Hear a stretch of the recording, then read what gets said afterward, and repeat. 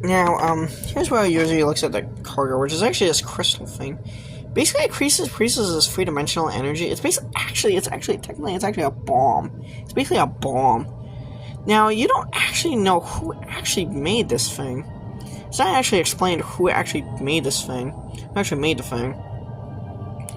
Now, it's kind of even a mystery as to how the heck this thing was created.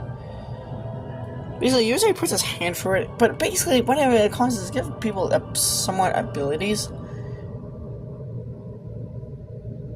But basically, Carl is the main one who can use it. And it's actually the reason why Troy/Carl looks the way he is.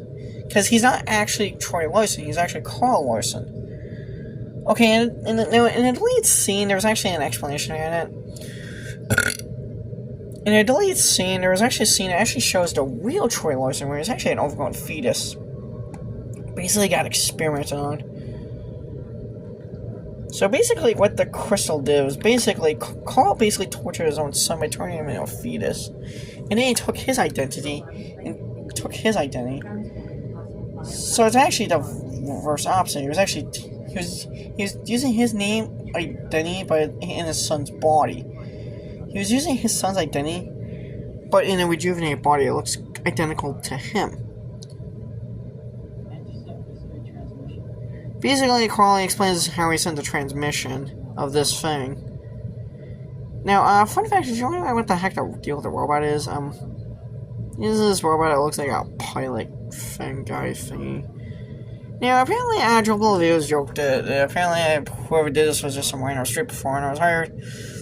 It was some random guy with some random street performer. Yeah, random guy off the street. Probably selling out drugs to the cast.